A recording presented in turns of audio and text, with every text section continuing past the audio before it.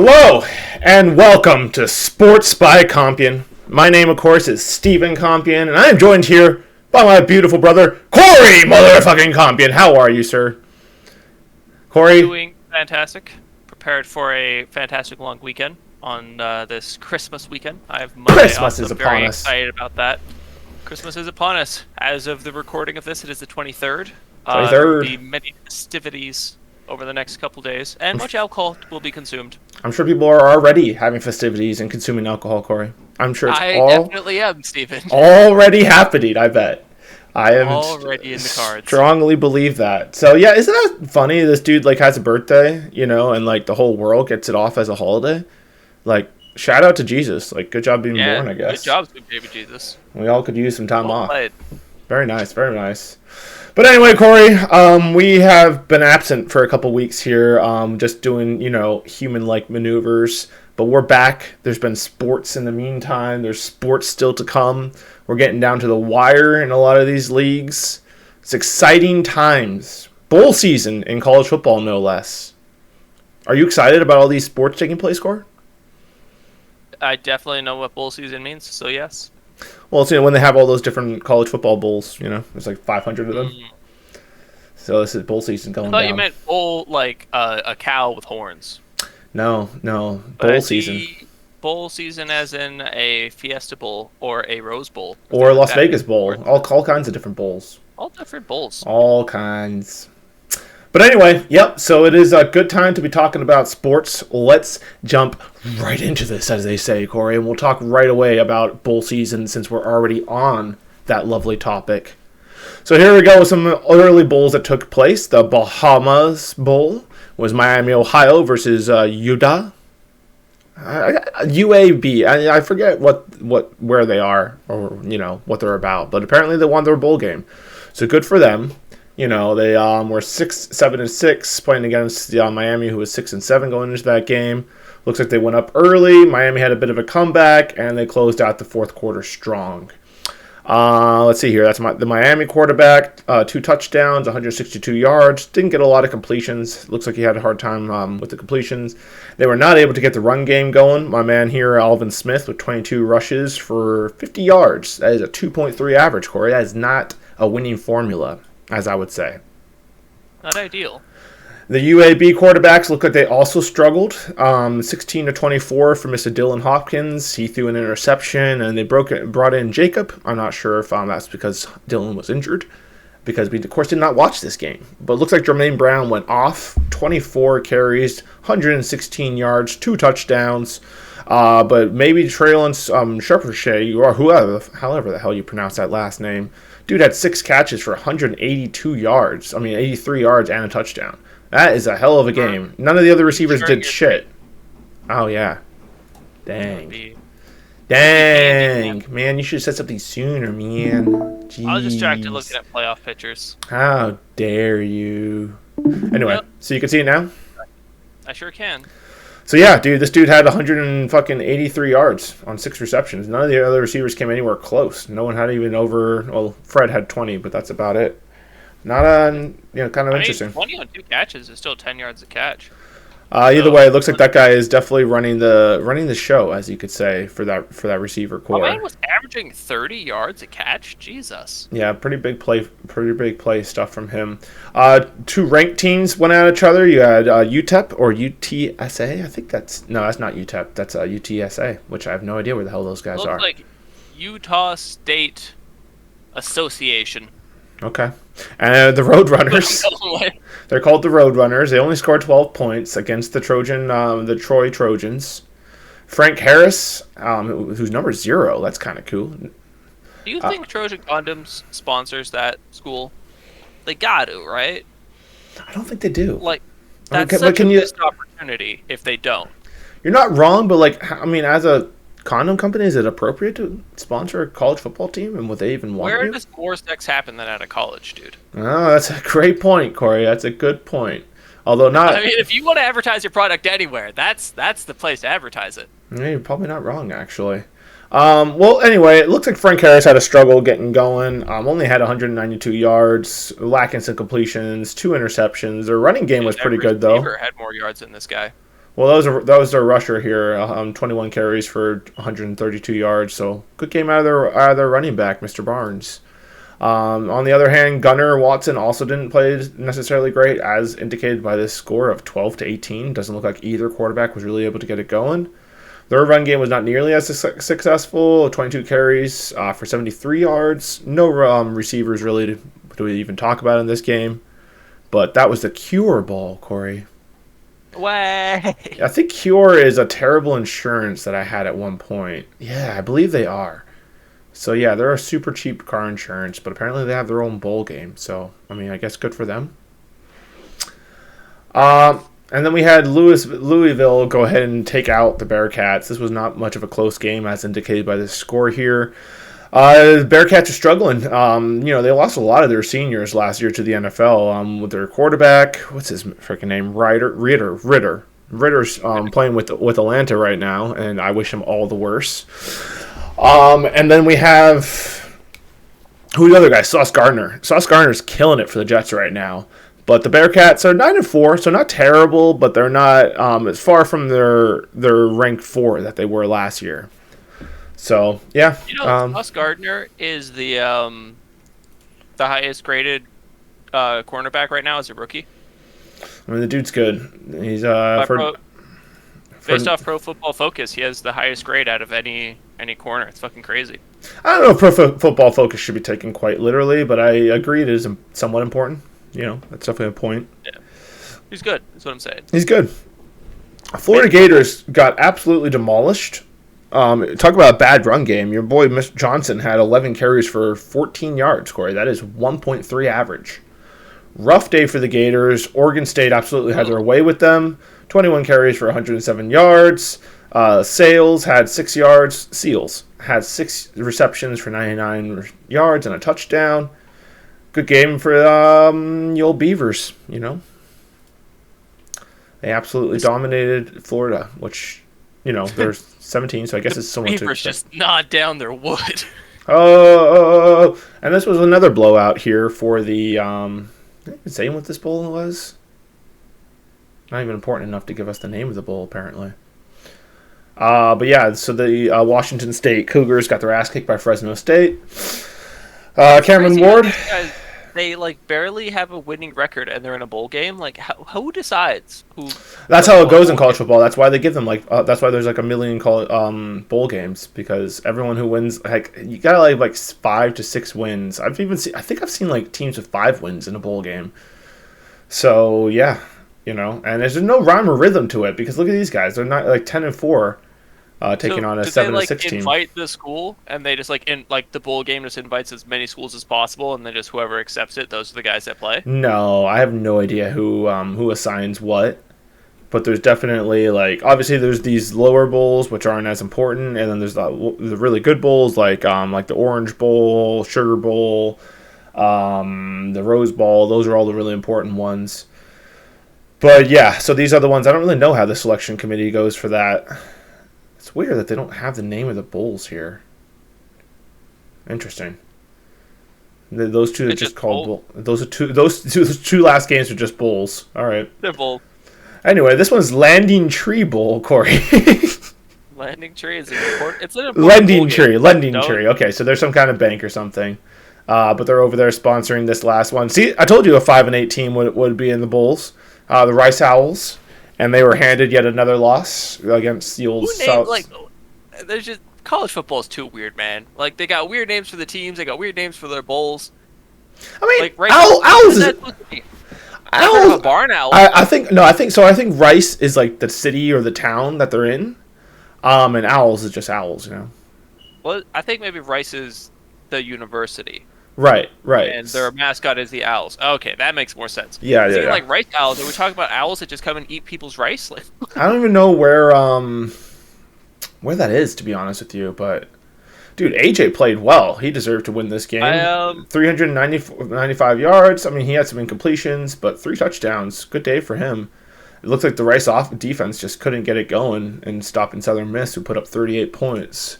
We'll see who is doing the Lord's work for them. Trey Love, I mean, he had 2 touchdown passes, but only 7 completions. So that's kind of funny. Ooh, that's who was doing it for them, Corey. Check out Frank Gore Jr.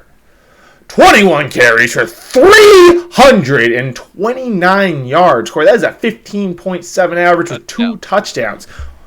Damn. Well played, Frank Gore Jr. Well God played. damn, dude. That's He crazy. balled His out. dad is still... did Frank Gore just retire last year? Yeah, like recently. And it was definitely there was speculation that Frank was waiting to hopefully be able to play with his son. It looks like his son's going to be a beast. I mean, I don't know how the rest of his season went, but that's a hell of a bowl game, dude. 329 yards. It seems like the Rice defense just forgot how to tackle. But dude, think how crazy that is. That's how in Game of Thrones there's always a Stark and Winterfell. This is there's always a Frank Gore.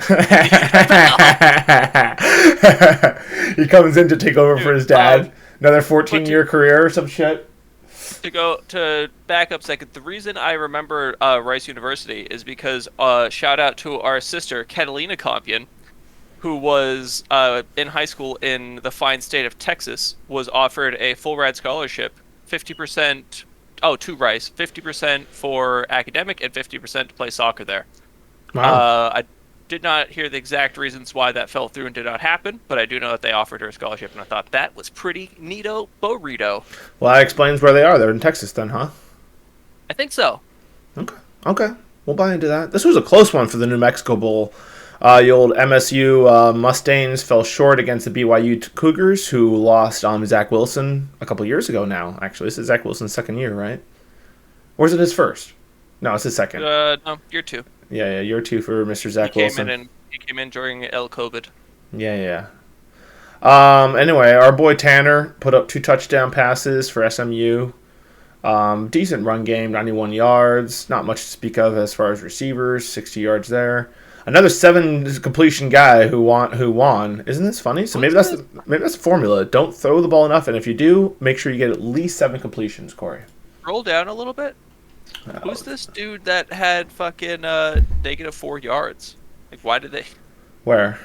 Oh yeah, two carries for -4 yards, Mr. Chase Roberts. Sorry, dude. Chase Roberts. At least you got some snaps in the game, bro. You know. Seems like they weren't really blocking for. They weren't blocking for you much, man. Sorry to hear that. Yeah. Anyway, this looks like a defensive battle, which we'd love to see here by Sports by Compian. We are advocates of the sports, which is why of defense. These are so many bowl games. Are we going through all of them? There's a lot of them. We'll check out a couple of them more. North Texas. We're going to be here a while. This will be the whole podcast, just going over bowl games. North Texas Mean Green. I had a franchise in college football with these guys. NCAA, I think 13 or 12, I forget. But we dominated. Not so much in the bowl game, though, for these guys. They put up some decent points, but it looks like nobody wanted to play defense on either side in this game. 32-35. Austin and with 239 yards and a touchdown. For Boise State, it went off on the run. 228 carries for 178 yards for Mr. Austin Jane T. Yeah, that's what I'm going to go with. So anyway, that's what happened with the Miami Bowl, Corey. We don't have to go through all of these, but I did want to go ahead and just touch base on a couple of those. Where were we? I did see this one, Eastern Michigan versus San Jose State. San Jose State was actually up 14-0 at one point, and then they missed their extra point, which was blocked and returned by Eastern Michigan for a safety. And from there, Eastern Michigan just went off, and San Jose State, I guess, just forgot how to play football. Quarterback threw a couple interceptions, and before they knew it, the game was out of control. The Eastern Michigan coach was doused with French fries because it was a famous Idaho Bowl. So instead of Kool-Aid, Gatorade, he was dumped with French fries. How do you feel about that, Corey? Would you like to be dumped with French fries one day? Potato bowl. I know. Sure. Maybe one lands on your shoulder and then you get a free French fry. That could be pretty cool. Dude, when I saw that, I was like, if I was a player there, I'd for sure grab a couple fries. All right. How big are we talking? How many fries? Oh, it was like a whole bucket of them. They dumped on him. Damn, that's a lot of fries. There's a lot of French fries, yeah. It was a famous Idaho Bowl, so Makes sense. Idaho has potatoes. And Corey, we are Marshall. Okay, we are. Hey, Steven, just so you know, you a hoe, but Idaho. Oh! I can't believe you said that on this podcast. Said it. It's wrong. It's disrespectful. Idaho. But anyway, Marshall went ahead and took care of business against Connecticut. Good for them. We are Marshall, indeed. Toledo over Liberty, 21-18. This game was going on, but there was commercials, so I quickly lost interest. South Alabama, Western Kentucky. South Alabama, this was their first bowl. I don't know if it was their first bowl game, but if they won, it was definitely going to be their first bowl win in program history. They did not get it done against Western Kentucky. This score, I don't think, is a great indicator of what was going on because I was watching the highlights of this one, and it was kind of over by halftime. Western Kentucky was just going off. So I guess they kind of let up the gas a little bit in the second half and maybe let South Alabama back into it a little bit, but not nearly enough. They still handily won that game. Baylor and Air Force went ahead and won the Armed Forces Bowl, which is correct and right. Wouldn't it be kind of messed up if Baylor won that? Yeah, that'd be weird. So, do they just always get either Army, Navy, or Air Force? I think so. I mean, I don't know how these things work. Corey, I'm not an expert on college football, but that would make sense to me. It's like a feeder fish type thing. They're like, all right, who wants the bowl game win this year? And Army's like, I'll take it. And they're like, all right, here's a feeder fish. I mean, Baylor is certainly not a feeder fish. They're a pretty good program. Right. They've produced some good NFL players over the years. And then we got Louisiana and Houston playing right now for the Independence Bowl, 13-6 right now. Louisiana over Houston. We got a lot more bowl games coming over this next week between Christmas and New Year's. That's when they really start to get going. We're starting to see some of the more important ones taking place here soon. As you can see, the Sugar Bowl has Alabama and Kansas State. Feel bad for Kansas State. That does not seem like a good time to be playing against an angry Alabama team that they're not in the playoffs. Yeah, I wouldn't want to be dealing with that. So there's playoffs, and then these are like consolation prizes. Correct. Yeah. Okay. And then Orange Bowl, another pretty important one, is going to be Tennessee and Clemson. What was that, Cord? But what the fuck who's in the playoffs if number 2 and number 3 are in the Fiesta Bowl? Well, so what happens is you win that bowl, and then you move on to the NCAA championship. So the cooler bowls are playoff games. They can be, yeah. In this case, the Fiesta Bowl, the Peach Bowl, those are both playoff games. Gotcha. Yeah, so we got some really good games coming up here, man. Cotton Bowl is another good one. Rose Bowl, classic. Our boys Penn State will be there. I like Penn State, just because... that's where Micah Parson came from. Yeah, I mean, I also spent some time in Pennsylvania, so, I got nothing against him. I have a sticker on my laptop from my my trip to Pennsylvania. Oh, yeah? Right here. Oh, hold on. Oh, yeah. Look at that. Penn State. Bam. Penn State. I was looking for... I try to get a sticker from everywhere I go to put on my laptop. And I could not find anything cool from Pennsylvania, and I didn't want a Steelers sticker. So I was like, you know what? I like Penn State. My boy Micah Parsons came from there. Let's get a Penn State sticker. Solid choice. Yep. Solid choice. But yeah, there's going to be some good games coming up, man. UCLA got lost to Utah like a couple weeks ago. So Utah is going to be a challenge for the old Penn State. It certainly won't be easy. Anyway, Corey, that's the college football landscape and the things that are going on there. Before we move on here to this rugby, European Heineken's Champions Cup, which, we kind of know what's going on here, not really, so it'll be interesting. They're going into round 3 here. I've seen some of these games, haven't seen some of them, so we'll see what happens. But before we do that, Corey, I think now is a good time to talk about our non-sponsor sponsor, don't you think? Sure. So I have... Hold on, we lost you again. Would you like to turn your camera off and on again? Have you tried turning it off and on again? It is strange that the camera keeps on turning off on you. It seems like Discord is trying their best to sabotage. That's just how life is, Steven. That is true. They do want to sabotage us every once in a while, but you're back. Are you going to do this, or? I unplugged my headset because I'm clever like that. But, nice job. Steven, nice job. I have for you these fantastic shaker cups. They're called Contigo, I think. Contigo. Contigo. Yep. They are a Merca product.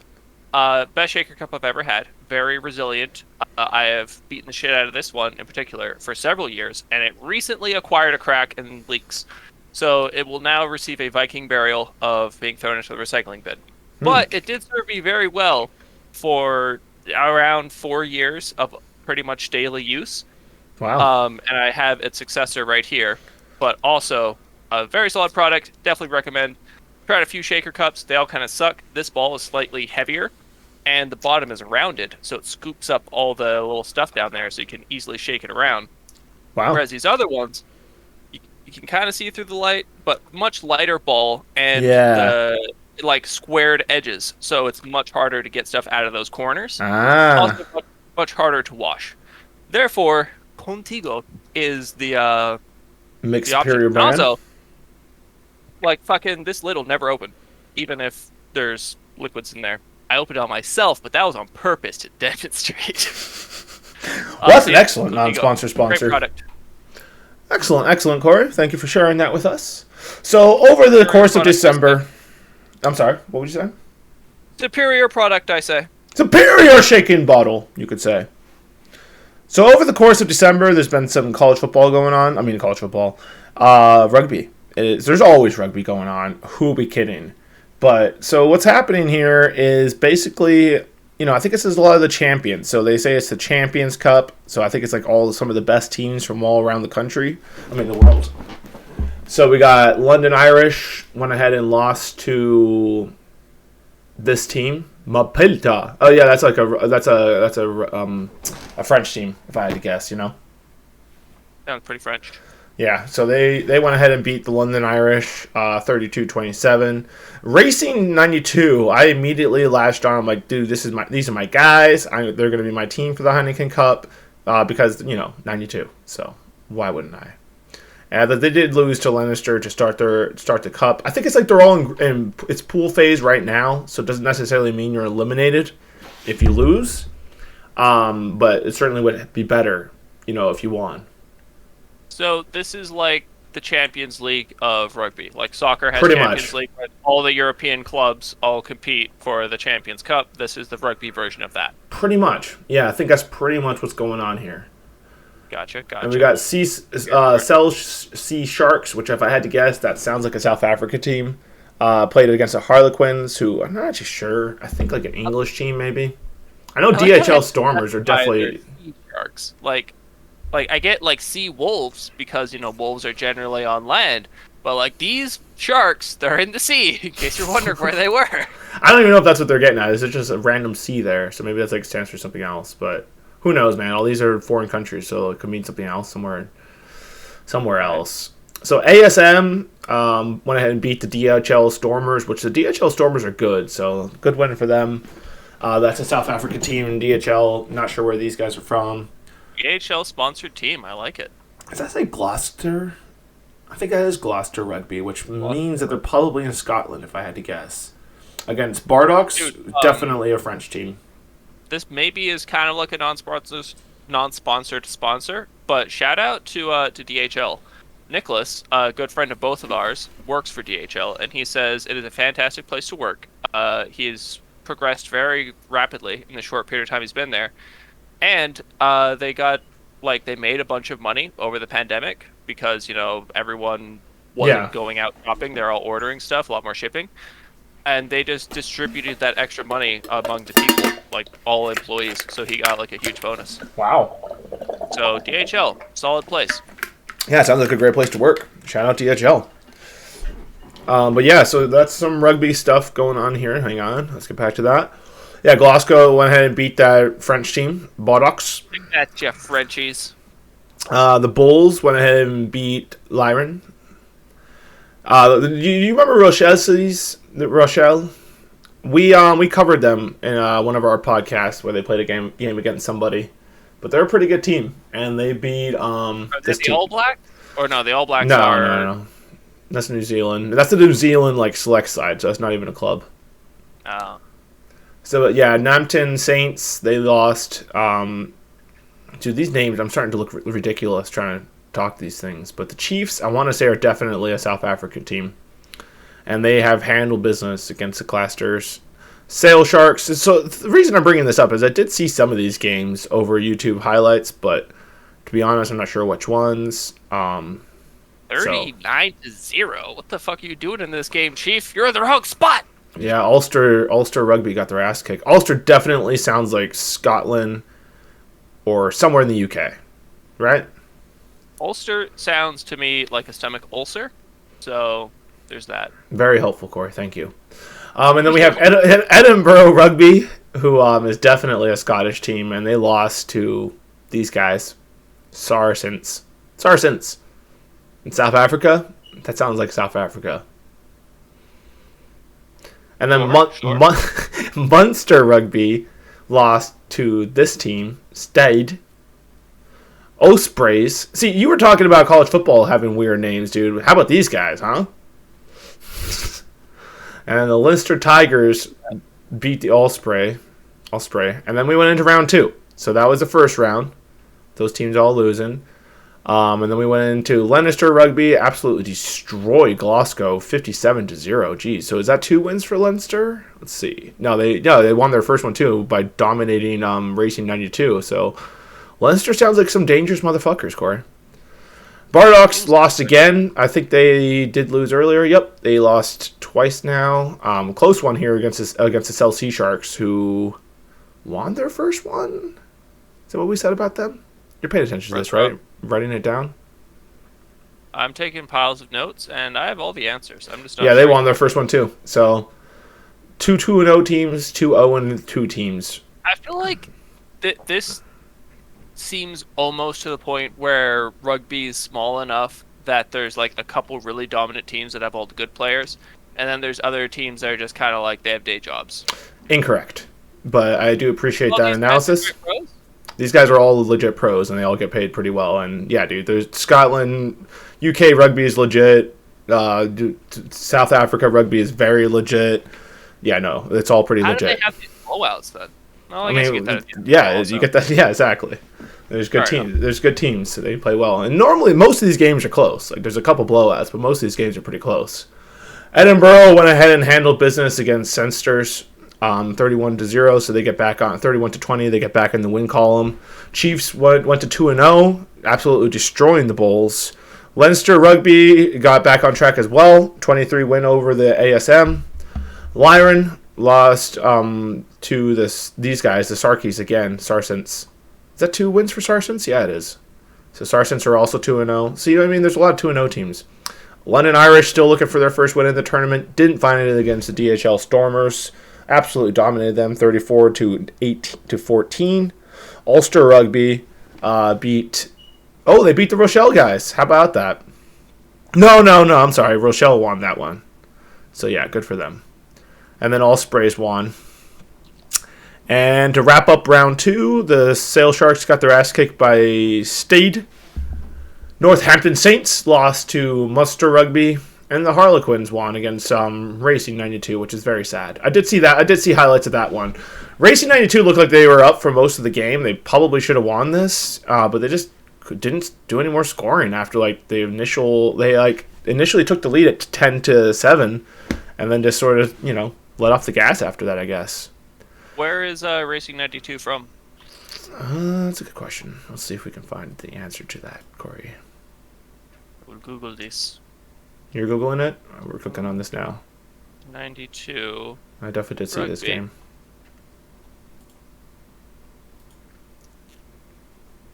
It's loading very slowly because, why would it go fast? Racing 92 is a French rugby union club based in suburban Paris. So remember when I said I was bought them in as my guys? Completely off that train now that I know that they're French. Yes, French. It is personal. I think France is a way overrated country, and most of their people kind of suck. Just based on this is based on my limited interaction with the French. Which, when we traveled to Spain to do the Camino de Santiago, we were briefly in France, and I don't know. I didn't necessarily feel like the people there were very friendly or anything in that one little French town we were in. And then, Corey, the really driving nail is when we went to Quebec for what was that music festival? Osheaga?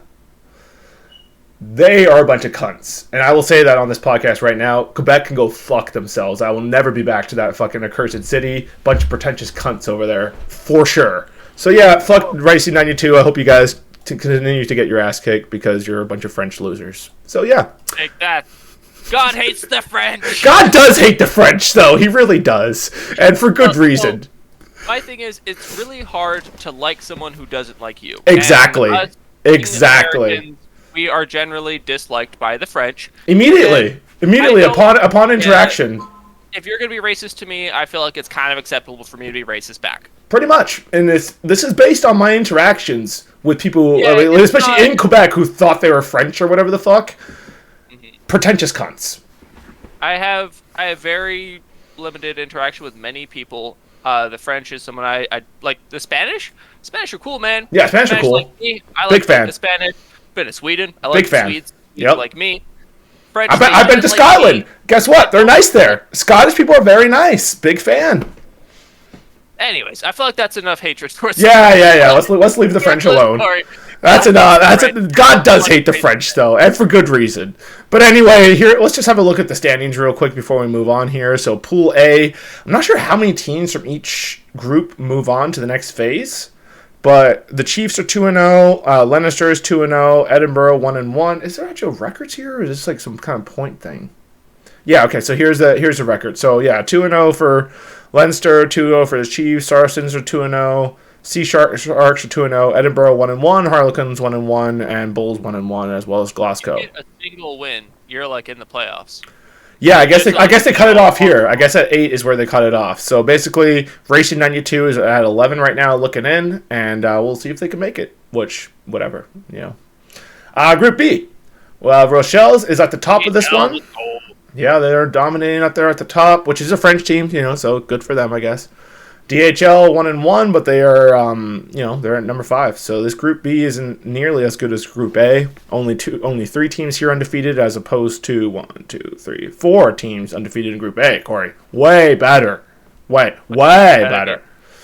London Irish outside looking in, man. Can they make it? So there's only 2 groups here. That makes sense. Why? So basically, you're moving on.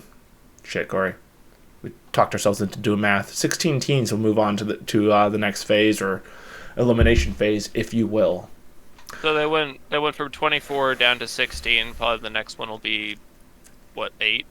Yeah. If they make that drastic of a cut. Yeah, that makes sense. So Corey, real quick here, based on our limited knowledge of this tournament and trying to figure it out as we go, and trying to figure out who these teams are as we go, who are you picking to win this thing?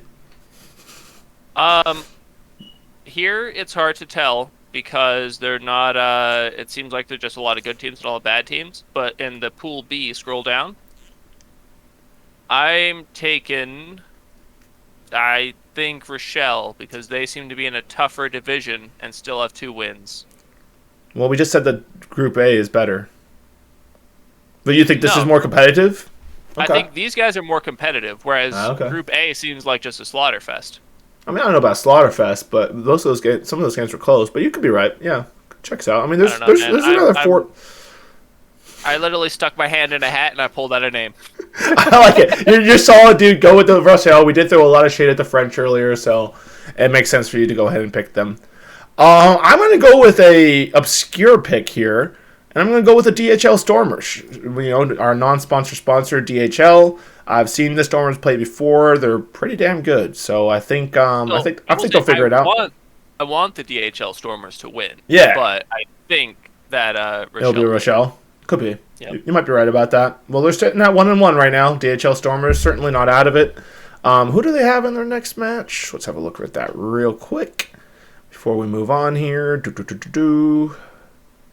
So the Rochelle's got Ulster next, which Ulster's been getting their ass kicked, and I believe Ulster is definitely a Scottish team. I think I said that already, but anyway.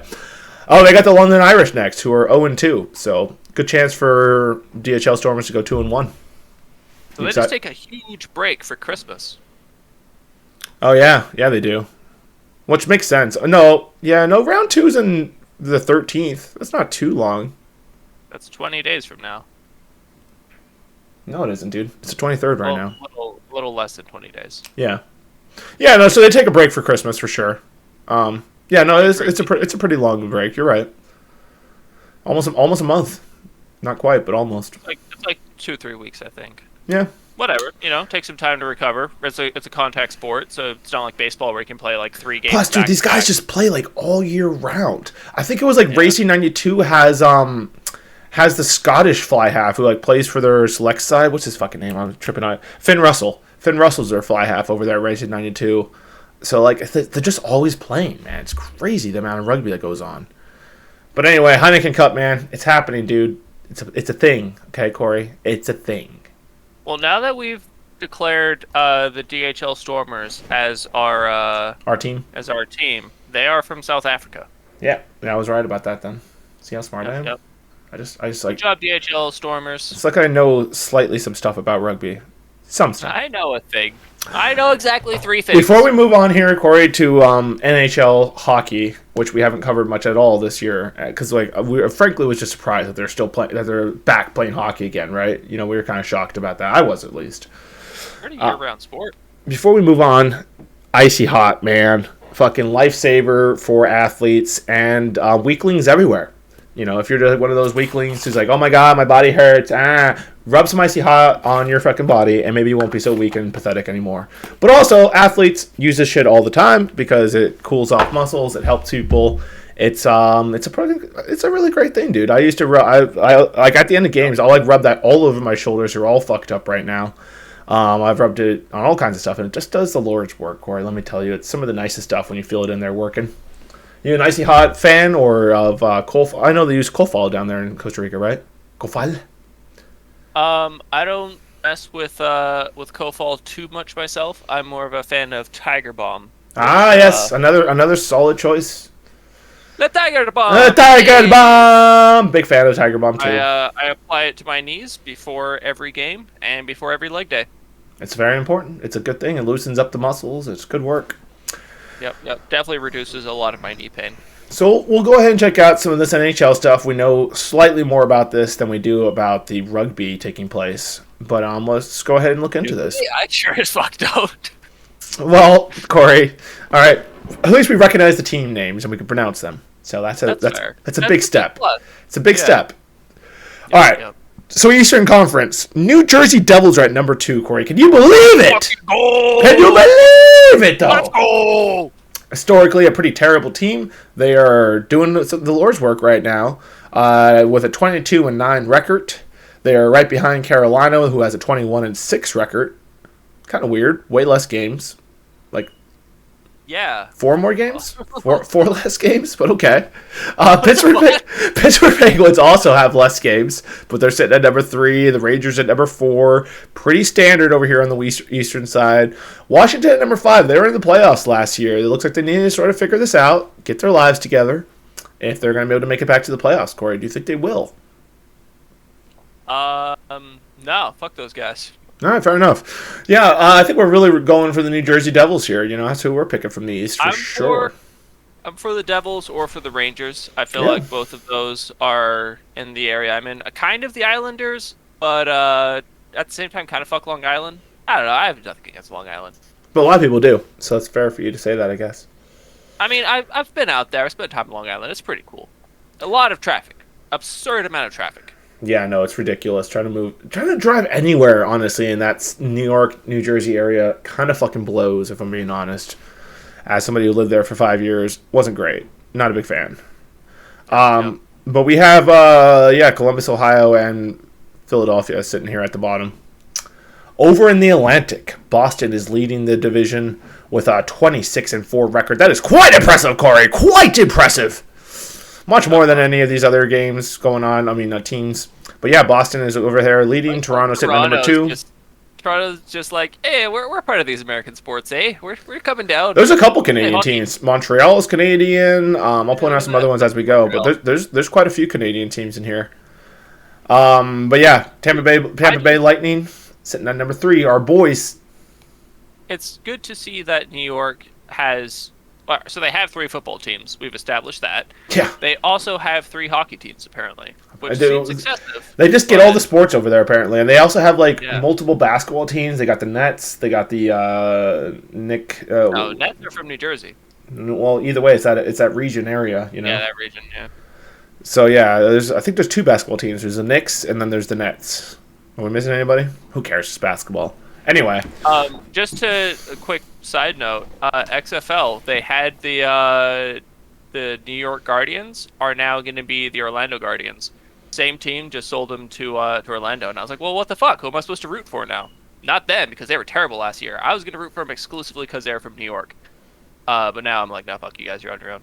Well, So there's the New Jersey General still. you're thinking of the Oh, I'm thinking of the USFL. USFL. Yeah. So I don't even know who the fuck XFL is because they didn't really have a season. Oh, is this like the Tampa Bay Bandits and stuff? No, that was USFL. They're the I think it's Roughnecks, Guardians, the dudes, Battlehawks. I thought that was USFL. Oh no, you're right. No, Tampa Bay Bandits. I really feel like we're part of USFL. XFL had a Bandits weren't a part of it. no. Tampa Bay Bandits were USFL. Tampa Bay has a different team. I'm gonna pull up the roster. They are. There is a Tampa team in the XFL. They have like green jerseys. It's pretty cool. All right, so Tampa Bay always gets a football team. Yeah. It says Florida. They're like, yeah, Florida. You guys need football teams. Here you go. All right, so we have the Remington Renegades. They were the Dallas Renegades, but then your man Jerry Jones got jealous. Was like, "No, fuck you. You can't be from here." Really? Yeah. I mean, they were the Dallas Renegades. Now they're Arlington, which is apparently a suburb and like outside of Dallas, which is I know where weird. Arlington is. Yeah. I think that's more or less the area Dad's from. Oh yeah. No, maybe. I'm thinking of San Antonio. Actually, never mind. Yeah, and then you have the Houston Roughnecks, the DC Defenders, DC Defenders. the Orlando Guardians, formerly the New York Guardians, new team San Antonio, Bahamas, I think, Seattle Sea Dragons, which I think they were an Orlando team previously, and then they got bumped out to Seattle. St. Louis Battlehawks, and Vegas Vipers. So there's 3 Texas teams in this league. Not surprising. San Antonio's in Texas, right? Yeah. So Yeah, that's more or less, I think, the area Dad's from. Or does he 3 just like San Antonio for no reason? Because he likes the basketball team, the Spurs. So, I don't know. But that's interesting about XFL. Well, so what? I guess we're going Renegades because they're used to be Dallas. I don't know. I'm more committed to the USFL, but I guess we'll cover both of them as the spring starts. Speaking of spring sports that we'll be covering, your boy just bought VIP season tickets to the newest team in the MMR, the Chicago Hounds. So I will be going there and supporting the boys, watching some good Chicago rugby. But I was looking at their roster. It looks like they snagged a bunch of those guys from Austin and LA because remember that owner had that weird shit and he just like sort of bailed on the league or whatever.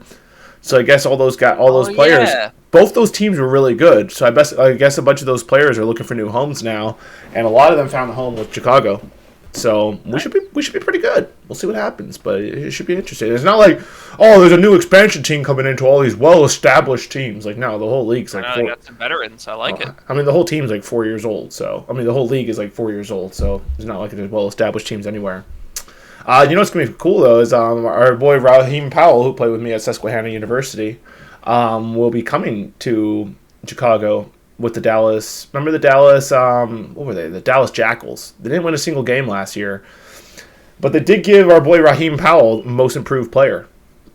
So that's pretty cool. But he will be back to play against the Chicago Hounds. Hope to catch his eye, or at least be able to say something nice to him. I'll probably message him on Facebook. Maybe I can have a word with the lad. It'd be nice. I like it. Yeah. The other quick side note, the USFL teams, the ones you were thinking of are the Tampa Bay Bandits. Right. There are also the Pittsburgh Maulers, the Vipers, that's what it was. It was Tampa Bay Vipers. Yeah. Tampa Bay Vipers were the XFL, and right. they died, and they are now the Seattle Sea something. Oh, okay. Sea Dragons, I believe. Uh-huh. There's also, I'm pretty sure Fan Control Football is going on right now because I see them like doing stuff on my Instagram every so often. Really? Because we were covering it like forever ago, but I guess that makes sense that they started now. It was a while ago we were covering that. Chado got in there. Did you hear that? Chado. Yeah, I think we covered that. And like Terrell Owens, right? And like Terrell Owens too there. Maybe it was Terrell Owens. Yeah, you're thinking of Terrell Owens. Yeah, he was in there briefly. We covered that. Like at 48. My man's out there like scoring touchdowns on these guys. Yeah, we covered that. It was quite amusing to see our boy out there doing the Lord's work still. So yeah, real quick, getting to wrap up this whole hockey thing, as you just suddenly hopped over to football. How dare you, Corey? Okay, have some respect for hockey. All right, they're struggling enough to keep the audiences. Are they? Yeah, well, they're not like they can't compete with the other major sports in the U.S. I mean, they're trying to get there, but they're just obviously not as popular. Hockey, it's so expensive, dude. Not a lot of people play it.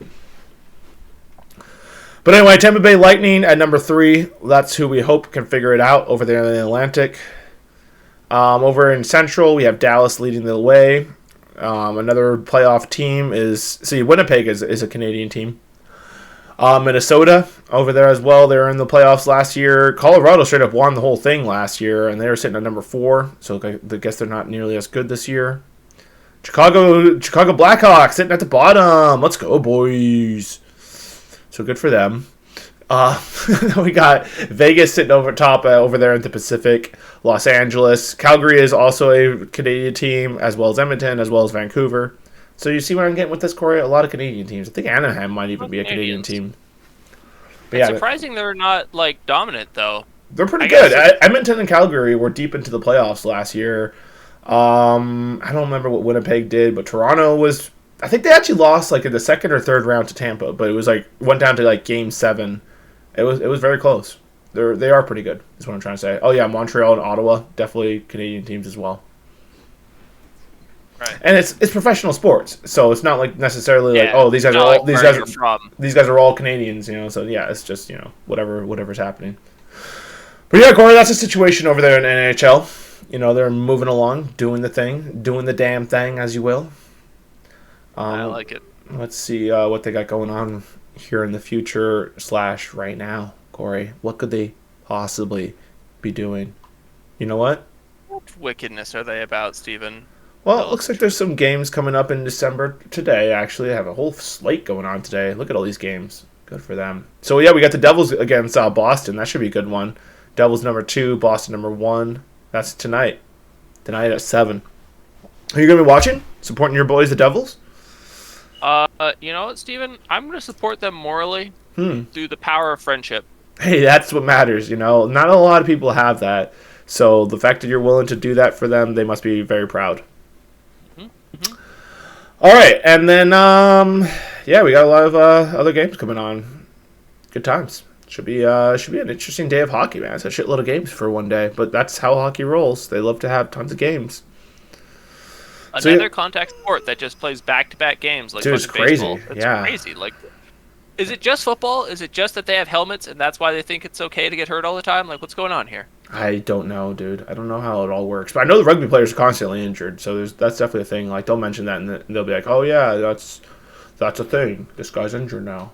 So, I guess they just have, next man up mentality. They just get more bodies in there. Rotating door, Yeah. You gotta have a thick back line. Well, I think a lot of it is also they have feeder teams feeding them players. For example, here in Rockford, we have the Ice Hawks, who are Hogs, who are a feeder program for the Blackhawks.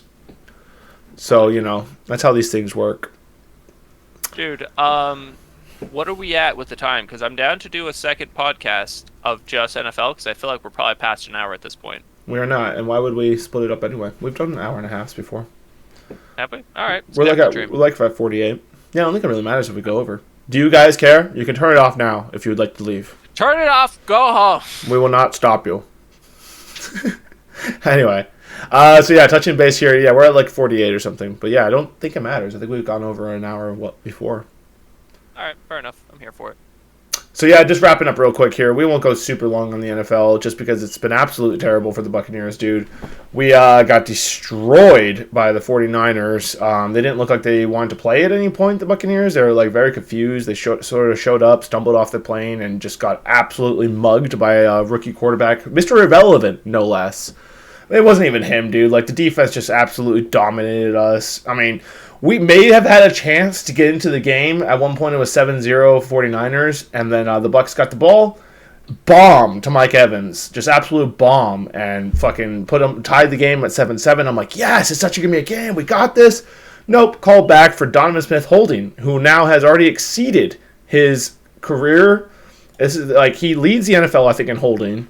It's also the most amount of holding calls he's ever had in his whole career this year. He's playing like absolute trash. And word has come out that he was arrested on the 12th of December. So he's dealing with a lot of personal stuff, man. That's why he's playing bad. Maybe don't get arrested, dumbass. Or if you do, we don't give a fuck. Still play good football, okay? It doesn't give you the right to get a holding call every time we try to get a touchdown. I can't even... Dude, there's so many touchdowns we've had taken away. He's already taken away probably 3 touchdown passes over the last couple of weeks with holding calls. The guy's playing like absolute trash. So ready to see Donovan Smith move on from the Tampa Bay Buccaneers. Tristan Wirth has been injured, and I think is exposing the fuck out of Donovan Smith. Trash. Playing like absolute trash. Tristan Wirth, he made the playoffs, right? Or, I mean, he made the Pro Bowl. Tristan Wirth? He might have. Sure. He might have. I don't know. Not a lot of Buccaneers made it, and rightfully so. They're all playing like absolute garbage right now, so... a lot of them could go fuck themselves. Even the fucking GOAT, dude. Like, holy shit, Corey. I've never seen a worse quarter of Buccaneers football than this past weekend. And that's really saying something, dude, because I watched the whole Josh Freeman era, / Jameis Winston era, / fucking Byron Leftwich, who is our offensive coordinator now and just doing absolute trash. But that 2009 season was terrible. But the Raheem Morris era, the fucking Lovie Smith era, the Greg Schiano era, all eras where we had terrible games, getting our ass kicked, playing like trash. Dude, this last quarter I saw last week is the worst quarter of Buccaneers football I've ever seen. And this is why, Corey. We were in that quarter 17-3. Immediately, we get the ball. I think we had the ball. It's quickly... Oh, yeah, this is what happened. We had the ball, and we tried to go for a fake punt to Giovanni Bernard, who apparently just didn't know the ball was coming to him. So he completely missed the ball. They recovered. Yeah, your camera went away. If you want to come back, that would be great. We miss you. But yeah, so Giovanni Bernard didn't apparently know he was going to be the main guy for this fucking play. I don't know how that kind of nonsense happens.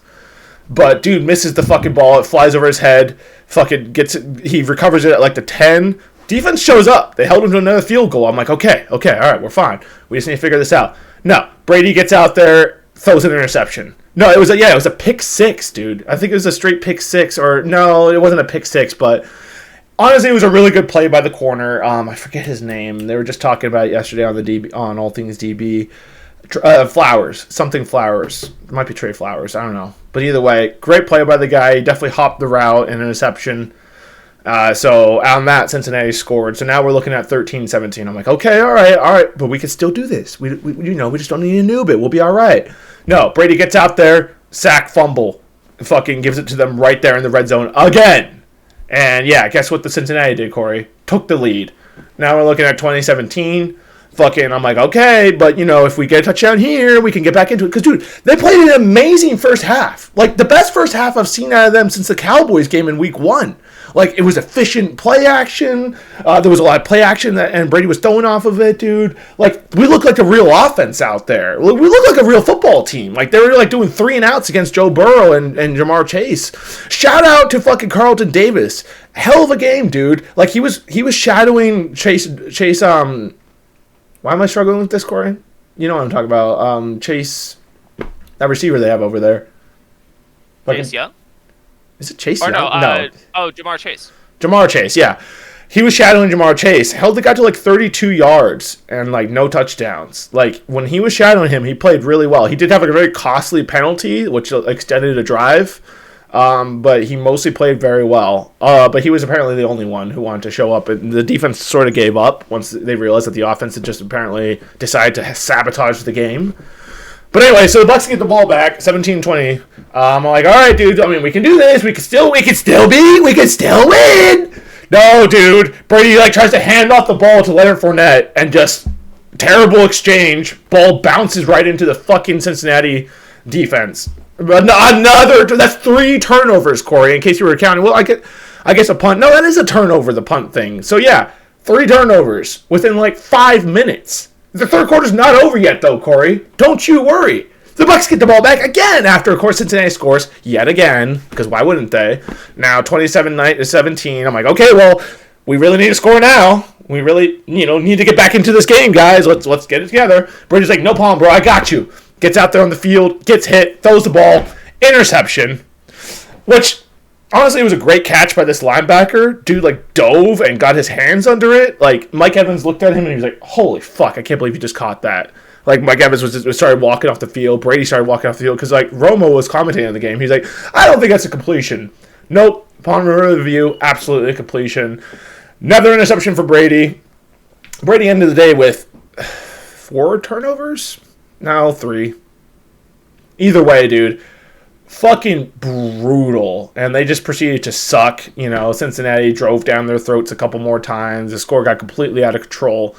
Like I said, 2 weeks of just absolutely abysmal Buccaneers football. And you know what the sad part is? We're still in this division hunt. It's like, oh my god, dude. Can we just... leading it. Exactly. By 1 game, which, frankly, if fucking Carolina, who fired their head coach halfway through the season, they may be the ones to make it to the playoffs out of our division, which is absolutely bonkers. Atlanta just lost to New Orleans. Now New Orleans is in the hunt again, too. It's just absolute madness in the NFC South. Buccaneers are playing some of the frustrating thing about this team, dude, is, okay, I've seen some terrible Buccaneers teams, right? But, like, I always watch them. I was like, okay, I mean, they suck. What are you going to do? No, dude, these guys, there's so many good players on this team. There's no reason for them to suck this bad. It's insane how bad they are, Corey. They're averaging like 17 points a fucking game. With Mike Evans, Chris Godwin, and Russell Gage, he's pretty good. Julio Jones, pretty fucking good. Figure it the fuck out, Brian Leftwich. God, I fucking hate that guy. Fire the fuck out of him. Whew. Bucs fans are turning on Todd Bowles, too, which I don't fully agree with. I think the defense is playing fine. I don't think this is on Bowles. Although, maybe it is, because he probably should have fired fucking Byron Leftwich week 5. Sorry, what were you going to say? Julio Jones, hasn't he been hurt since, like, 2019, just consistent injuries? He hasn't been super healthy for us, but he's been playing in a lot of games lately. Dude, there's no excuses for this. Like, yeah, we've had some injuries on our O-line, but it's just like, dude, you got the fucking GOAT, and you got good receivers. We can't be this fucking bad. We can't be losing to Pittsburgh. We can't be losing to Carolina. It's like, what the fuck are we doing, man? We're just playing terrible football this season. And as you can see, it's stressed me out. I'm very angry and stressed about it. But I will continue to watch. Loyally. Let's go, Bucs! Another season, babe. Another fucking week. Here we go. So you can disappoint me again. But anyway, Atlanta against Baltimore. Let's hope Baltimore can win that game, although Lamar Jackson is out, and they've looked absolutely terrible ever since Lamar Jackson went down. Detroit is on a hot streak. Let's hope they could keep it up against Carolina, because I need them to. And also, your boy has a bet on them making it to the playoffs, so that'd be nice if they were able to fulfill that. They're in the hunt still, I believe. No, they absolutely are. Yeah, they're very hot right now. I think they've won like 5 of their last 6 or some crazy thing like that, and like their only loss was a close game to Buffalo. So like they're on the bubble right now. Yeah, they're killing it right now. It could definitely happen. Absolutely. Buffalo is. I don't want them to get in though, because like I think it'd be really funny if the entire NFC East made the playoffs. So they would have to bump Washington to get in. Dude, fuck the NFC East. We need our bet to win, and also it'd be nice to see Detroit in the playoffs. What are you talking about? I just want the whole division in there, man. I think it'd be so fucking funny. You're a goofball. Let me give you a stat here. Of the 44 Pro Bowlers from the NFC, 21 of them are from the NFC East. The Cowboys have 7, the Eagles have 8, and then I guess the others are distributed amongst the Yeah, don't care, dude. We don't need 4 NFC East teams in the playoffs. All right, settle down with this. It wouldn't be funny. I want to see Detroit in the playoffs. Come on, dude. When's the last time Detroit was in the playoffs? Well, if Detroit was in the playoffs, I wouldn't hate it, but I still think it'd be funny to see the entire NFC East in there. I guess. I'm one-track-minded, Steven. I need this to happen. Sorry, I'm a little hungry, and I think that's what's feeding into this anger a little bit. So yeah, let me go ahead and try to wrap this up a little bit faster here, because honestly, I don't have much to say about this week. Buffalo's probably going to destroy Chicago. I hope Cleveland can beat New Orleans, because they're a trash organization and they suck, but they are 1 game behind the Bucs. This whole division is like 5-9, and then the Bucs are like 6-8 or some shit. So whatever, man. Like I said, Kansas City is probably going to beat Seattle again, and Seattle's probably going to. They are fucking tanking quick ever since that loss to the Buccaneers. Shout out Bucks. Send them on the wrong. Sent them down the wrong river.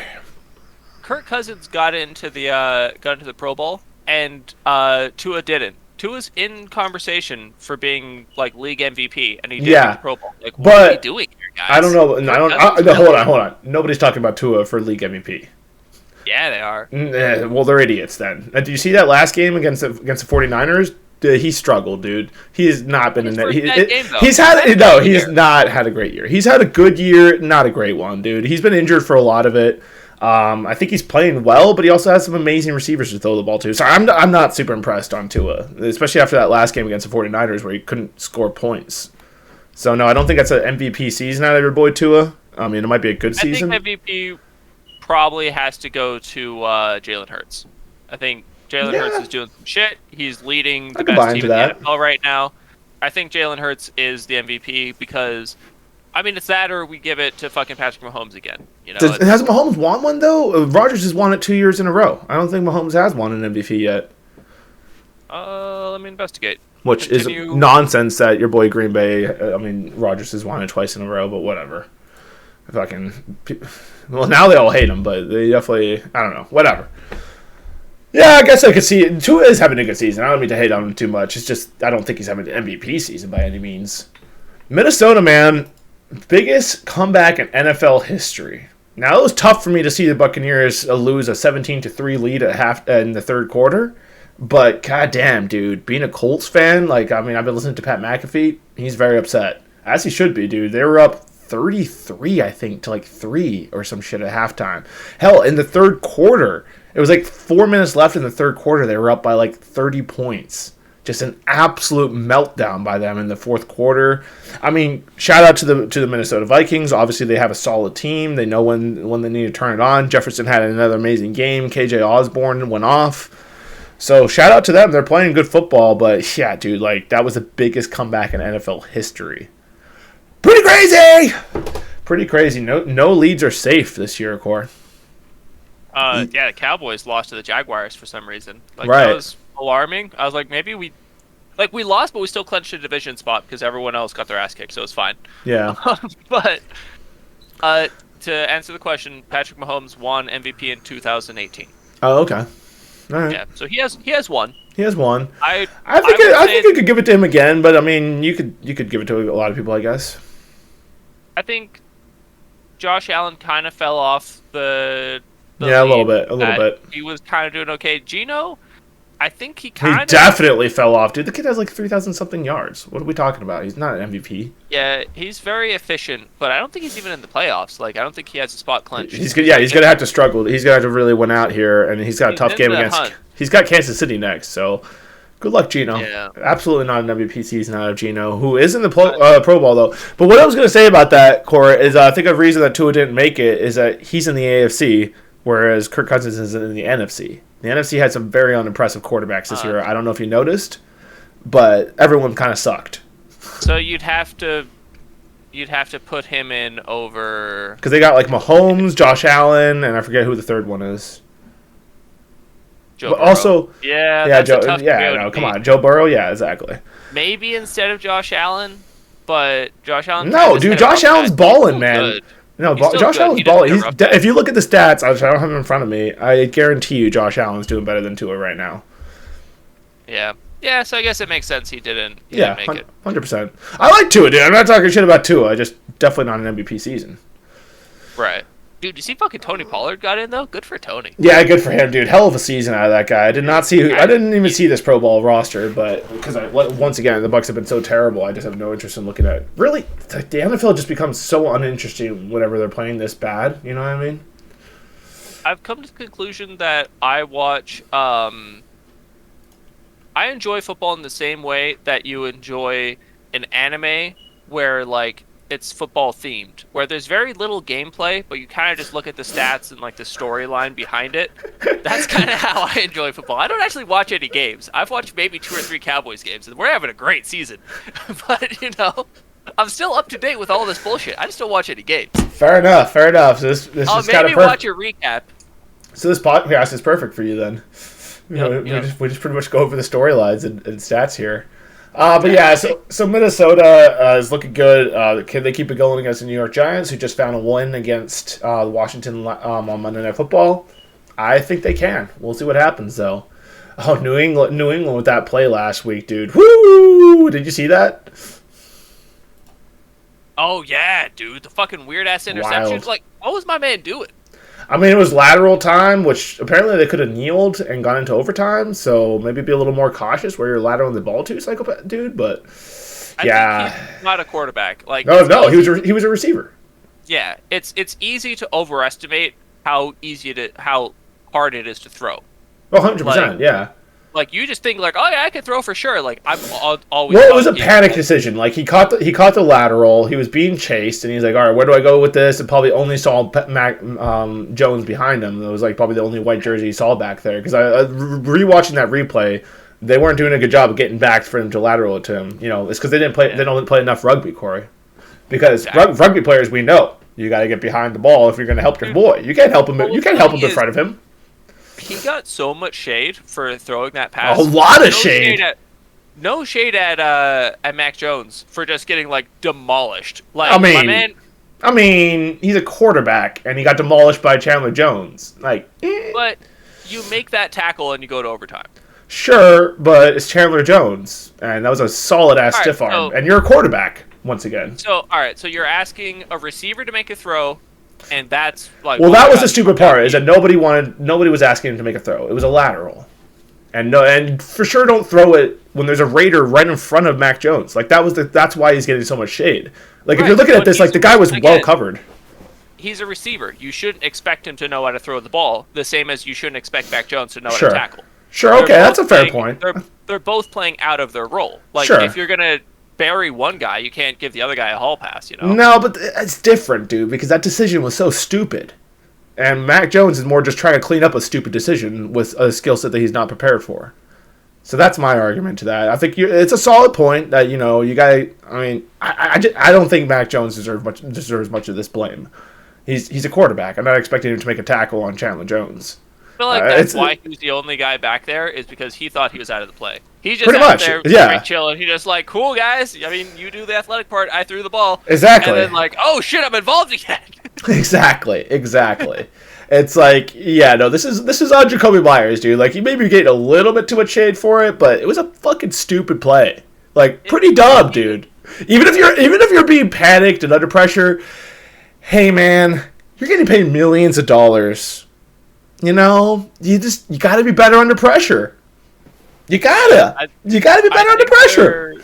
They're now in the bubble. I don't think they can really get back in. No, they're definitely on the bubble. We'll see what happens with them. I mean, I don't really care. New England, whatever. How many games are left? Is it just this week? No, 2 more weeks. No, a couple more weeks. I'm going to the last game in Atlanta, and that's not this weekend or next weekend. It's the weekend after that. So I think there's 3 more weeks. Okay, so it's an 18-week season now. Yeah. Okay, because we're on week 16 right now. Yeah, it's an 18-week season now. Cool. Anyway, so yeah, I think Cincinnati will take care of business against New England. Houston at 1-12-1. They're actually they're fighting. They're a scrappy little team, man. You know, and the way the Titans almost beat the Cowboys. The Cowboys, we were kicking ass, and then we almost lost to the Texans, and then we lost to the Jaguars. It's like, why? You would think that they could just handle weak AFC teams, AFC South teams, but apparently not. And Tennessee is struggling right now, so they desperately need this win. Will they find it against a frisky Houston team? Should be an interesting game. Then you got fucking Brock Purdy and the goddamn 49ers, who just out of nowhere are looking like almost the best team in the NFC. I mean, granted, they haven't played the Eagles yet. I would be curious how that goes, but that defense is playing lights out right now, and they're getting consistent play out of Brock Purdy because, I mean, Kyle Shanahan's offense apparently just doesn't require a genius at quarterback. Must be a pretty good system. But he has made random quarterbacks look good. And think about it, for years now he's been he's been winning with Jimmy Garoppolo, who I think at this point the verdict's out on Jimmy. Average to below average. Dude, but that's what's crazy. You get same with Pete Carroll. he turned Russell Wilson into like this fucking superstar. He gets too big for his boots. They ship him off. He looks like a fucking hobo. They get in Geno Smith, and everyone's like, "Holy shit, is Geno Smith MVP?" That's a good point. That's a good point. I'd like to see a little bit more of Russell Wilson in like a different system before I reverse completely out on him. I know everyone's like madly hating on the guy, and I think it's mostly because like he's such a what am I looking for? Like he's a dork. He's a dork. He has a super vanilla personality, and people really don't like that, which is fair. I mean, he's pretty dorky, and apparently he's not a great teammate. So whatever. There's a lot of. He seems like a really intense weirdo, which is like yeah. I don't personally enjoy really intense people. Like, well, then you hang out with me, so there's that. Well, yes, you're a different type of intensity. Well, I guess I'm your brother too, so there's not a lot of choices. No, I love you, bro. But like, there's that like in a football all situation when there's like a really intense dude that's like super like focused and like yelling at everyone. It's like, all right, you gotta like calm down, take a couple deep breaths. We're all just here and tired, bro. It's gonna be okay, I promise. I guess I don't know. I don't think intensity is bad in football, especially not in there. I don't think he's super intense. I think he's super vanilla and weird, and people don't like that part of him. They don't like the fact that he's like not real. Even like he's probably like a 1% real type of guy. You know what I mean? And people pick up on that shit. People don't like that kind of stuff, especially like if you're trying to be a leader, which all quarterbacks are. Like it's hard to win over your troops if they could tell you're fucking faking it.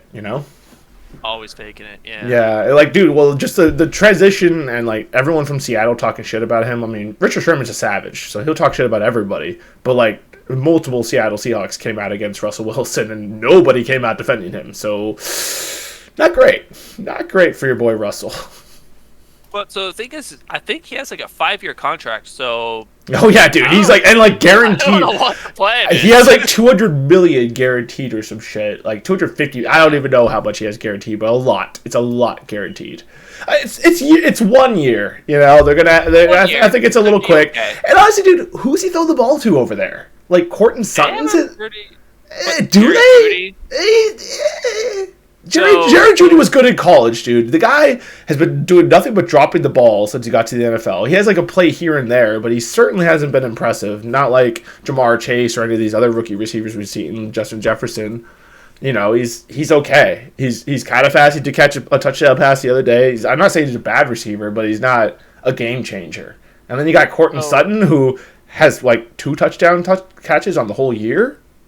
Well, Russell Wilson has like 7 touchdown throws, so like... Well, yeah, so there's that. But yeah, I dropped Courtland Sutton in fantasy football, which I don't know why I drafted him in the first place. People told me he was going to be good, so I drafted him, and dude was fucking terrible. But yeah, dude. So the main source outside of Instagram that I get my football news from is That's Good Sports, and he's a Broncos fan, so he goes super into depth on like every one of their losses, and I'm like, oh, it looks pretty bad for you, bro. And he's like, I don't know why we're losing, and I'm like, I don't know either, man. Their defense is pretty good, so they have like the 3rd best defense. Like they allow the 3rd fewest points in the league, and they have a losing record because they just can't score at all. Yeah, it's well, once again, who is he throwing the ball to? Who is he handing the ball off to? They cut Gordon. What's his name? Melvin Gordon. Like into the season because he was just playing like absolute trash. Where did he go? I think he's a free agent because he sucks. No, he got signed. No, you're right. Somebody picked him up. Somebody picked him up. I forget who, but I mean the guy has not been good since he left the Chargers. They cut him because he fumbled 3 times on the goal line. Yeah. In one game. Yeah. Well, in one game? Fumbled on the season, so yeah, 3 times in one game, so they cut him. Jesus. But yeah, that's worthy. I think he had like 8 on the season or something like that. Like he had the dropsies this season for whatever reason. I mean, he hasn't been good since he left the Chargers. Like he's been mediocre at best. As most of these running backs, they just completely run out of steam after their first contract. It's pretty sad. Yeah, you kind of see the same thing with Elliott. I mean, a little bit. He's still having good games. He's still having good games. I have him on fantasy. He's good in short yardage. He's a good short yardage player, so he gets a lot of touchdowns because like we're on the 2, hand it to him, we're getting it. Right. But I love Tony Pollard for like chunk yardage. Like my man just picks up 20 yards at a clip just for funsies. It's just like, oh, here's a swing pass to Tony Pollard. Oh, we got 20 yards. Tee hee. Off we go then. No, he's definitely balling out. Anyway, we gotta wrap this up because I gotta go get some lunch. Or dude, I'm like 4:30 lunch over here. This is what happens when you don't smoke weed, dude. Your diet just goes completely shit. Anyway, so yeah, over here we got Dallas and Philadelphia. That's the game of the week right here. Should be a hell of a game. Hopefully Dallas can pull this shit off. Then we got some hobos playing over here with Las Vegas and Pittsburgh. Oh, that Cowboys game is going to be interesting because Gardner Minshew is throwing. Hurts is hurt. Right, yeah, Hurts is hurt. But also, like, both of those teams are in the playoffs, so in theory... So my thing is, dude, I feel like if you're missing games, you can't be the MVP. I think you got to play all 17 games to be considered the MVP. I mean, come on, man. You can't be missing games and be the MVP. So you're saying Patrick, then? I guess. I haven't really been paying that much attention, but, I mean, in my opinion, you got to stay on the field for all 18. I mean, but whatever. I could be wrong. All right, so I was wrong. He only dropped 2 fumbles. I don't care about Melvin Gordon. I'm trying to get to this lunch. Let's roll this off. I hear you. All right. Green Bay is going to play Miami. I hope Miami wins this, honestly, because I have too many Packers fans around me, and they're trying to talk shit that they're better than the Buccaneers. No, we're both trash, okay? Denver is going to probably lose again to L.A. Dude, how are the L.A. Rams so bad? I mean, the Stafford's injured now. Hit him hard. Hard, dude. They're a mess. They're more of a mess than the Buccaneers, and that's really saying something. They had a couple of their veterans retire. They had they lost